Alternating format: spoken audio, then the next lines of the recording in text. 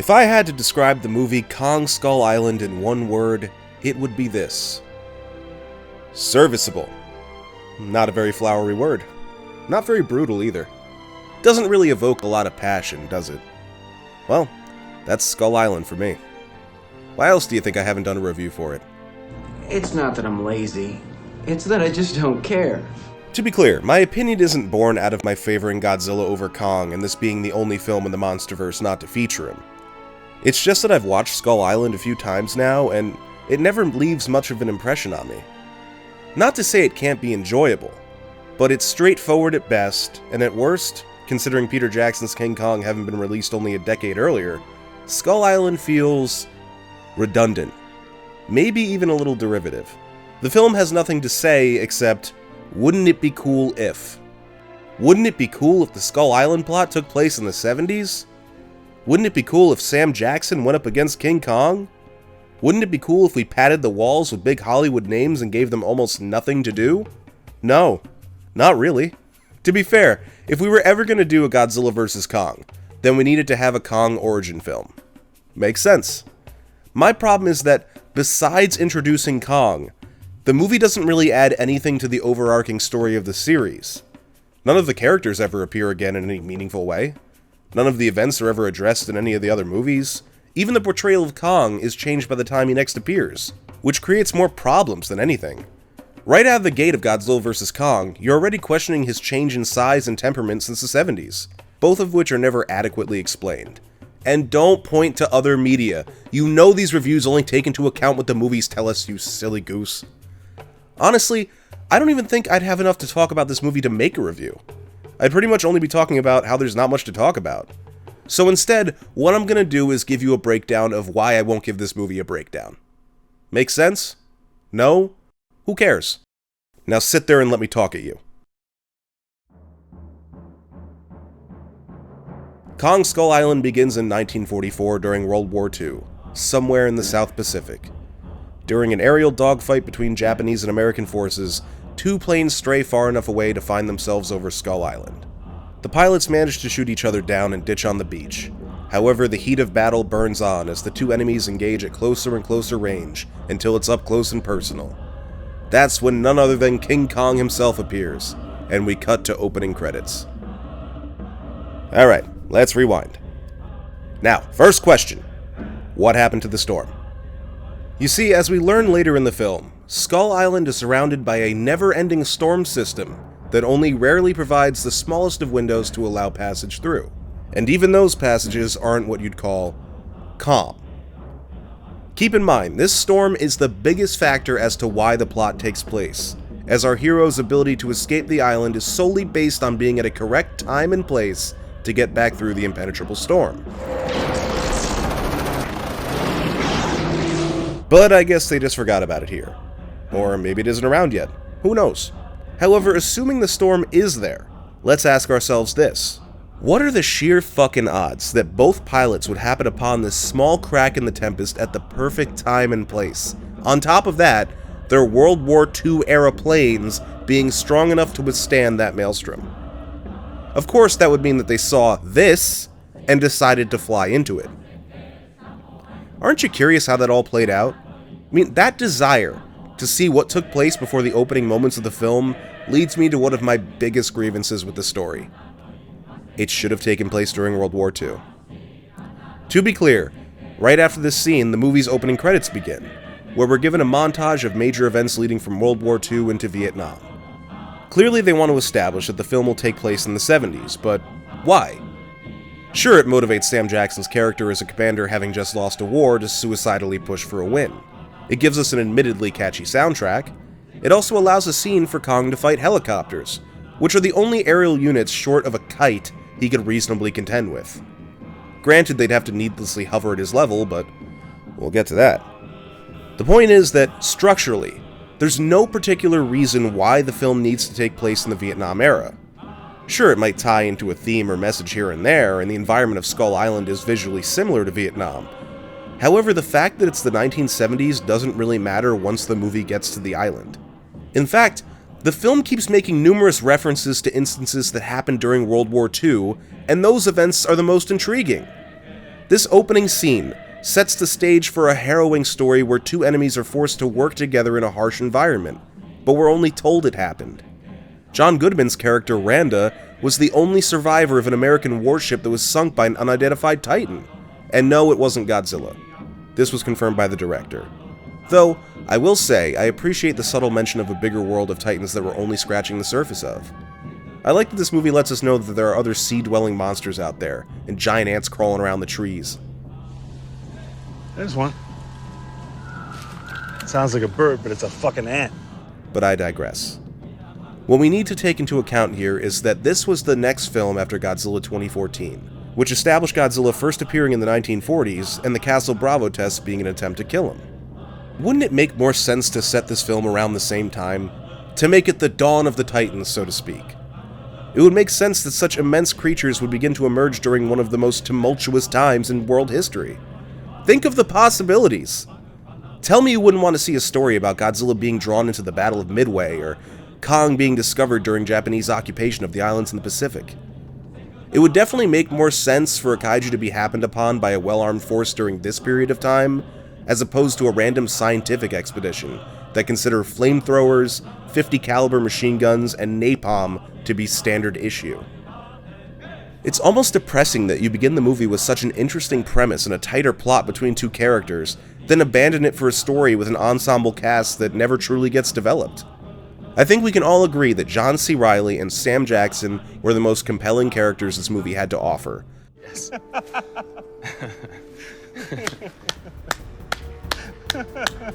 So why do two good characters have to take a back seat to 43 cardboard cutouts? They could have just had a smaller scale story. Imagine Castaway meets Kong with a World War II flavor. Two enemies get shot down over an uncharted island and have to work together to survive against these nightmarish creatures. The movie reaches a climax when the war finally reaches the island, and Kong finds himself pitted between American and Japanese forces. Considering that Godzilla is a Japanese invention that finds its roots in World War II, it only makes sense that Kong, an American invention, would do the same. But that's just my personal preference, and director Jordan Vogt-Roberts opted to set it in the Vietnam era. He wanted to have an Apocalypse Now meets King Kong kind of feel, and according to him, he chose the 70s due to satellites being the best means to map the rest of the uncharted world. I couldn't fault him on the reasons for his creative choices, I just wish that the historical backdrop was more plot relevant. A positive I should acknowledge is that due to its Vietnam backdrop, Skull Island finds an excellent companion piece in We Were Soldiers. I highly recommend that movie if you haven't seen it. Directed by Randall Wallace and based on true events, We Were Soldiers is a story of the first major battle of the American phase of the Vietnam War.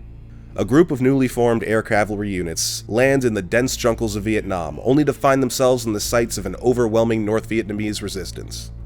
Now, given that Skull Island centers around a group of air cavalry men, We Were Soldiers helps to give you an idea of what the war may have been like for these men before reaching the island.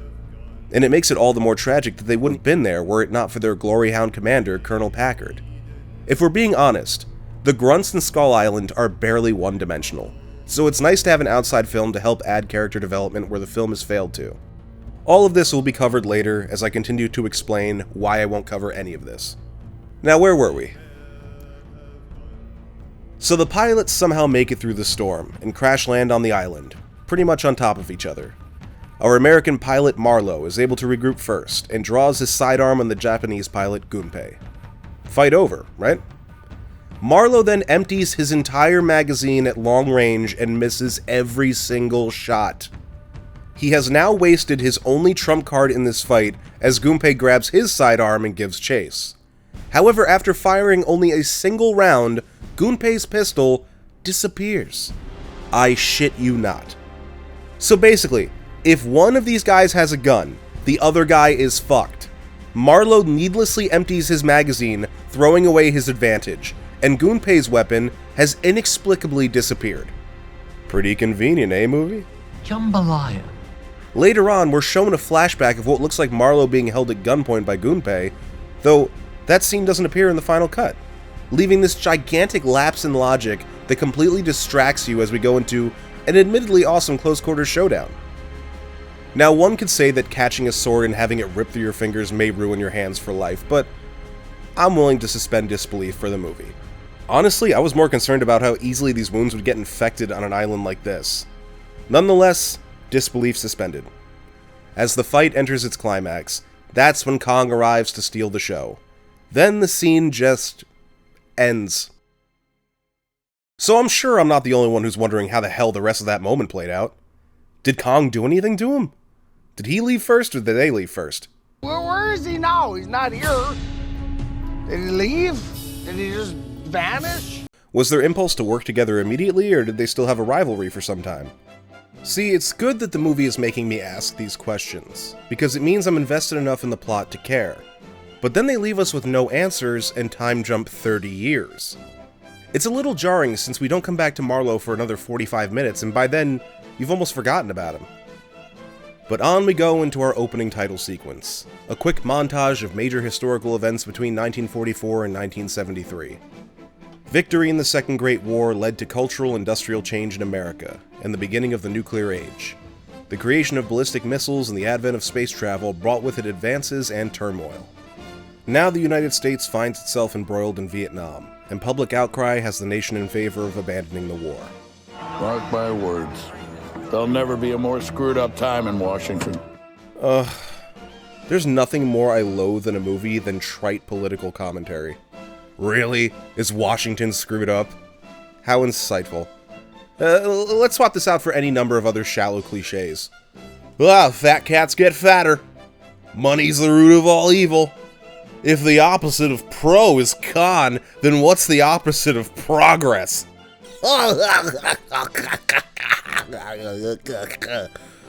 Look, I'm not disagreeing with the sentiment, I'm just sick of fucking hearing it. Mark my words. There'll never be a more screwed up time in Washington.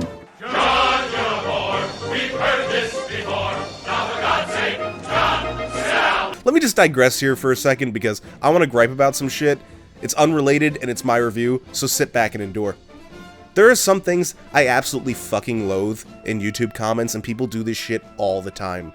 Firstly, punctuate your fucking sentences. If you write a paragraph and there's no commas or periods, I don't read it. If I have to internally take a breath in the middle of your Gettysburg Address-sized stream of thought, it's not worth reading. Also, I abhor people who have to remark on the fact that a lot of people like their comment. We get it. You made a joke and people liked it. Do we really need the emotional victory lap of you coming back to say, oh, thanks guys, I can't believe how big this blew up. I appreciate the support, I want to thank my mom, I want to thank God, and blah, blah, blah, blah. Be a gentleman. Just make the joke and move along. And speaking of emotional horseshit, I don't ever want to know that you cried at something, so stop announcing it, you needy child. I cried when Godzilla and Kong first met on screen. I cried when Kong got his axe.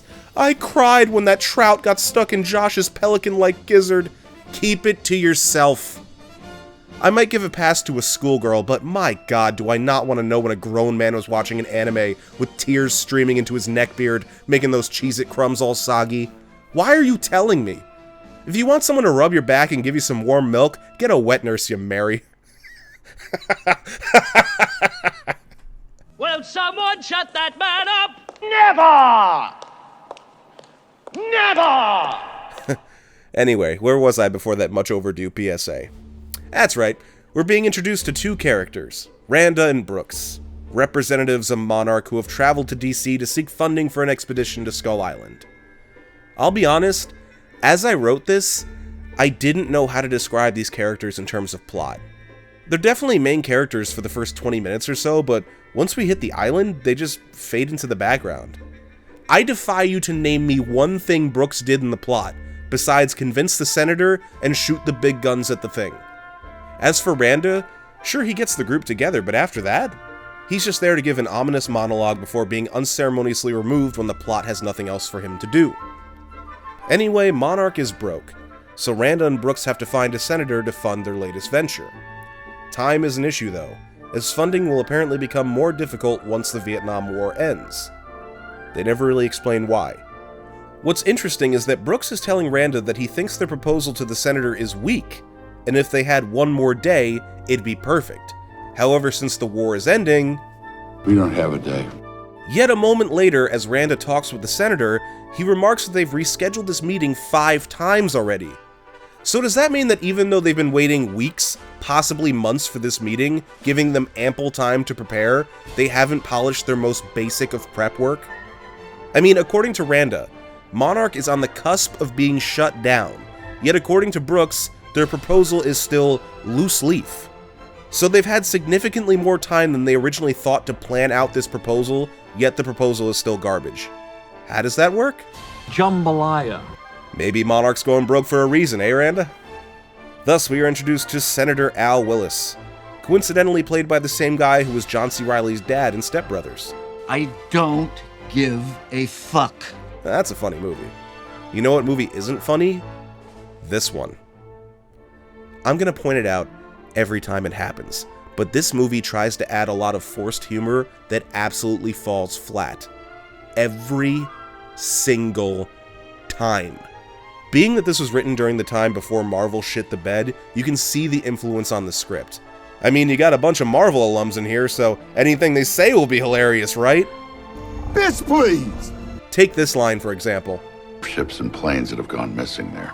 Like the Bermuda Triangle, or like that aluminum foil hat that I like to wear on the weekends. I get humor is subjective, but even structurally, that joke is a dud. Skull Island is known for planes going missing, like my tinfoil hat? What? Why would he wear it on the weekends? Does that make it funnier? And then followed by the acknowledgement that an attempt at humor was made. It's more like the triangle than the hat, but we like to think it's much more than that. Awkward turtle. Ugh. You know, maybe if you'd spent one more day on the script, you could have tightened this up into an actual joke. Off the top of my head, how about this? Planes disappearing? Well, they probably should have been wearing their aluminum foil hats. You guys want any water, by the way? Got the good stuff, extra fluoride. How about another dumb political joke? What do you call a bad lawyer? A senator.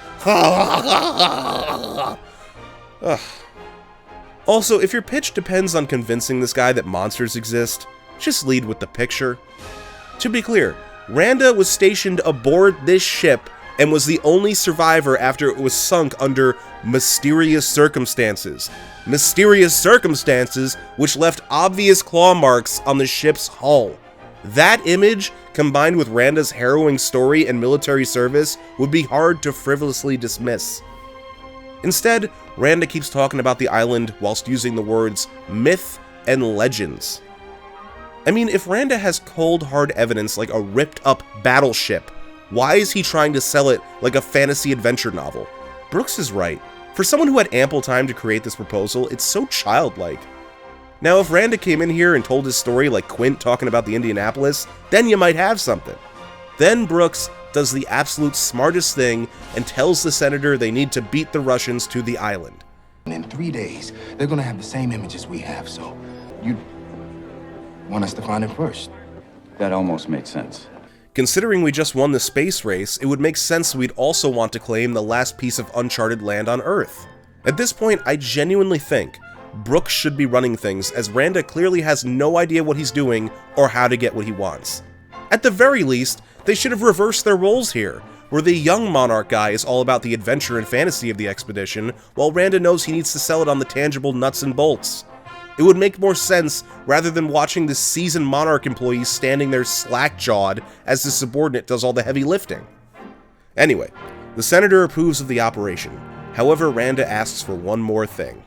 I'm going to need a military escort. This begs the question, if Landsat is already planning an expedition, and Monarch is only piggybacking, then how would they have gotten to the island without the help of the military?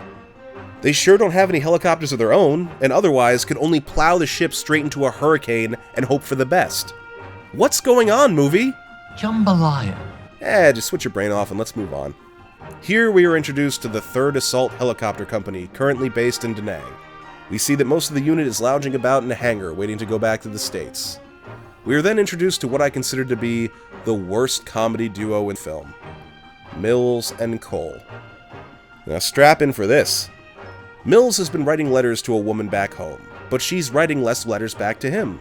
Uh-oh. Then Cole says, "You must have a shitty mom." Ah ha ha, that's funny because you would think it was a love interest, but it was really his mom. Some of the soldiers even repeat the punchline to really let you know something funny happened.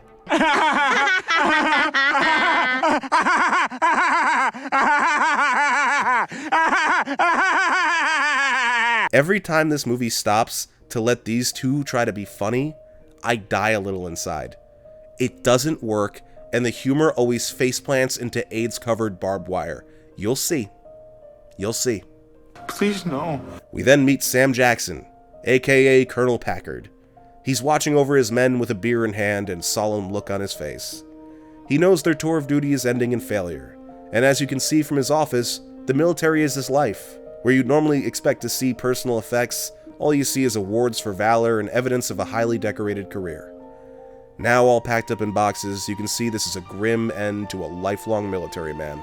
He has a brief exchange with his subordinate Chapman, who comes in to ask if he needs anything, and if he's okay. The only reason this dialogue exists is because we needed one of those cliched, "What are you gonna do when you get back home?" wartime conversations. And we get hit with 3 tropes all at the same time. You see, this young soldier with a bright future is 2 days from retirement, with a baby on the way, and a career all lined up. We get it. He's going to die. No need to hit us over the head with it. Then Packard gets the call from his superior, offering him the escort detail for the Landsat expedition, which he happily accepts, even though the general clearly gives him the option to turn it down. With his men 2 days away from being reunited with their families, he accepts, even thanking the general as he signs his own death certificate. Now, I was hoping this would come into play later. I mean, when the men under his command hear they're being issued another assignment only hours before their service was up, that should lead to a lot of contention. However, if Packard made it seem as though it were an order, not an offer, only to be exposed as a liar later, it would have been more interesting and would further justify when his own men turn against him. However, his men never find out, and it never really matters that he chose this mission. After his men are killed in droves later on, Packard only ever blames Kong. But it would have been more meaningful from a character perspective if deep down, he blamed himself, and we were able to see that vulnerability. But that would require more than one dimension to his character, and this movie certainly isn't capable of that kind of depth. Next up, we were introduced to Tom Hiddleston, aka James Conrad. And yes, I had to look up the character's name because I couldn't fucking remember.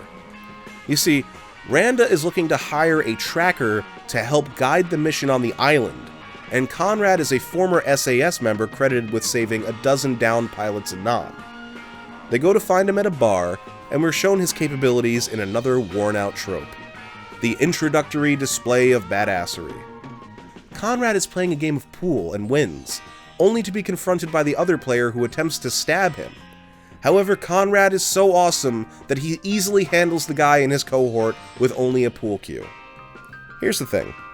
I think in the introduction of a badass character, you need to dial it back to something reasonable, because too much too quick makes eyes roll.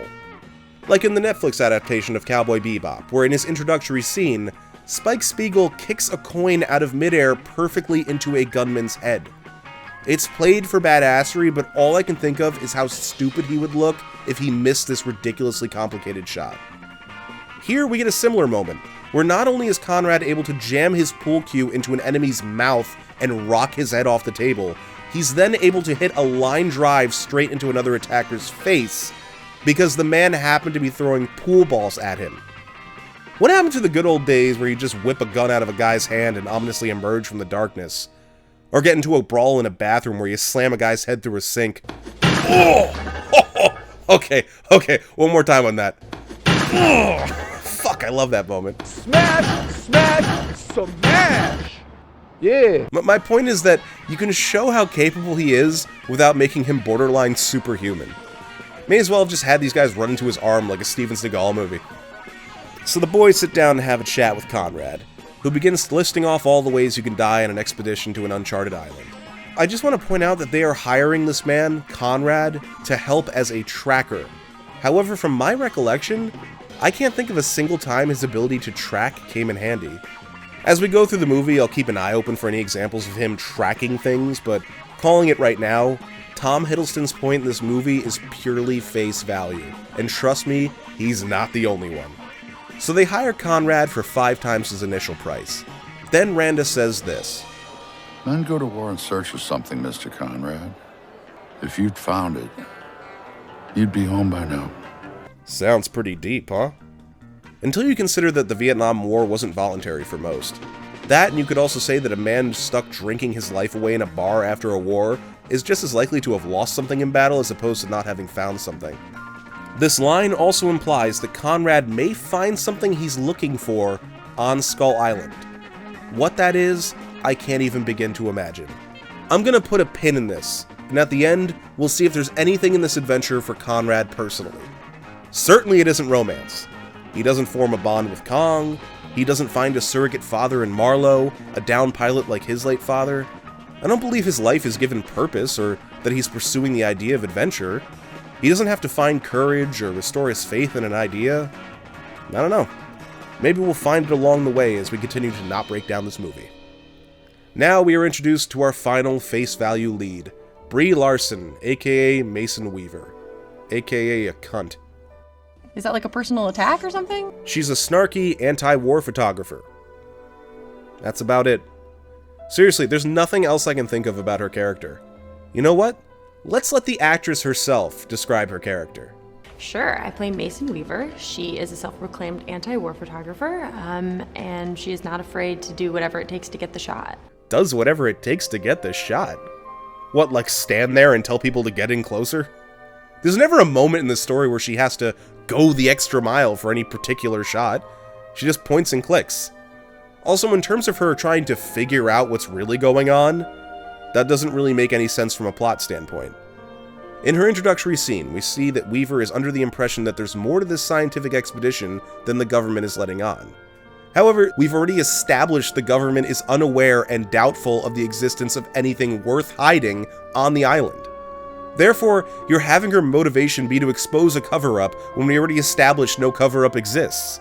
It's just more anti-government, basic mainstream edginess. And that's the cornerstone of her character in this movie. What a joke. Speaking of jokes, apparently Mills doesn't know Vietnam isn't an island, and that Key West isn't an island either. You ain't funny, Cole. You got that right. I'll tell you what's hilarious, though. The female character with male name trope. Mason Weaver is a woman. Last time I checked. Oh, you showed him, Gwirl. Look at him all flabbergasted in his powder blue cardigan. Weaver runs into Packard as she boards the ship, where he states that war photographers like her were responsible for the drop in morale at home and the abandonment of the war. You're not actually gonna blame the people without guns for losing the war, are you? I did not watch my buddies die face down in the muck so that this fucking strumpet, this Walter, fucking I whore, don't see any could waltz connection around with Vietnam, man. Well, there isn't a literal connection, Walter. dude. To be clear, if anyone wants to see the influence a single photograph can have on a war effort, look no further than the image of the flag being raised on Iwo Jima. Whether you agree with a war or not, you can't deny the influence that war photographers can have back home. Hell, that influence is what got her this job on the expedition. And in response to that, she says, "Well, you have the guns, so it's your war to lose." Bitch, please. We dropped more ordnance on Nam than all of World War II combined. It wasn't an issue of weapons. You'd think the war photographer of all people would respect the value of a camera over a gun, but since acknowledging that would make her lose face in this interaction, she denies that reality and belittles her own career. Tell me, sweetheart, why go the extra mile for a photograph if it doesn't have influence? I'm trying to stay in my bubble. Fuck that, your bubbles burst. So now our characters are all aboard the ship, named Athena, after the goddess of practical reason. Don't worry, the irony isn't lost on me. We cut to a mission debrief being held by Landsat, who, as my girlfriend remarked, all look like they're on a bowling team. Yeah, well, you know, that's just like, your opinion, man. Here we are told by Landsat's leader, Neves, that the island is surrounded by a storm system that can now be passed through thanks to Packard's helicopters. So explain to me again how the expedition was planned before the air cavalry unit was acquired. Also, later on, the only person against attempting to break through the storm is the same guy who planned this expedition before he had the necessary helicopters, which he would later have zero faith in. Movie? Comment?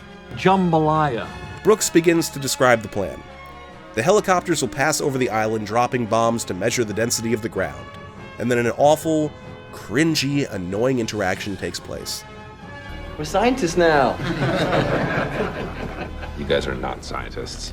Dude, every time we stop the movie for this shit, you can feel the wheels start to grind for traction to get any semblance of momentum back. Fuck, I hate the writing on this one. Anyway, the plan continues to be explained, and there's an element I always found curious. So, the team will land on the island and be out of radio contact. 3 days later, an extraction team will meet them on the other end of the island. My question, why would they assume they'd need additional helicopters for an extraction team? I mean, they do say it's for refueling as well, but based on all their resources, it seems like they're bringing more than enough supplies with them. I don't know. Something about these convenient extraction helicopters just rubs me the wrong way. What also rubs me the wrong way is the next scene where Conrad dips below deck to check to see if the explosives are indeed explosive by reading the sides of the boxes with a fucking lighter. Interesting. It says highly flammable. Anyway, Weaver runs into Conrad below deck and asks an incredibly stupid question. Why does a geological mapping mission need explosives? To test the density of the ground, as we just went over not 30 seconds ago. To top off that stupidity, we get a dose of hypocrisy. Isn't shooting a mapping mission a step down for a photojournalist? The right photo can help shape opinion. Oh, funny that shit, isn't it? Because didn't you just chastise Sam Jackson for saying the exact same thing not 2 scenes prior? It's people like you lost us support back home. You're not actually gonna blame the people without guns for losing the war, are you? The right photo can help shape opinions. Even worse, Weaver starts trying to talk shit to Conrad for taking this job for money. Wouldn't anyone? He actually made a very compelling case as to why you should. She's there for a mission. She's investigating. A check. She's bold. She's brave. She's risking her life. A paycheck. For Oh, this. those Give me a scientist break. people hired you. Okay, Come on. so my character. Yeah, has a job. My character as a job. There you go. She also describes him as a mercenary, but I'm not sure how accurate that is. I mean, sure, you can call him that by the definition of a mercenary being someone who does a job only for the money, but by that logic, pretty much all of us are fucking mercenaries then. However, the word definitely has a negative connotation to it, as well as having other definitions, such as being someone hired to fight in an army, or someone who makes money at the expense of their own ethics. I don't hate white dudes. I'm just saying we need to be conscious of our bias. I still question whether or not I'm a good actor. I still question if I'm a good person and doing enough to bring more peace and beauty into the world. Conrad is a tracker hired to track. Where is the ethical violation she's alluding to? So first she's calling Sam Jackson a loser over Vietnam. Now Conrad is heartless for taking part in a scientific expedition? She's just picking fights everywhere she goes. Should we have a fight? And she can eat bacon I feel like we're fighting right now. I think it's been an all-day thing. She is a self-proclaimed anti-war photographer. No, bitch, you're just anti. Anti whatever everyone else is talking about. A professional contrarian trying to expose what's really going on when really, nothing's going on. Her behavior may have been justified if they were being lied to or deceived, but for all intents and purposes, this mission is to seismically survey a previously undiscovered island. So why is Weaver's character chasing zebras, trying to make it seem like the military's up to something? There's no payoff to this plotline, and it's pretty much the only thing her character has going on. Alright, so maybe I had a bit more to say about this movie than I realized, but you see what I'm saying, right? There's so many weird contradictions, lapses in logic, bad reasoning, just a whole lot of jambalaya. As we approach the coming storm, I'm gonna take a break and then get back to discussing why I won't discuss this shit.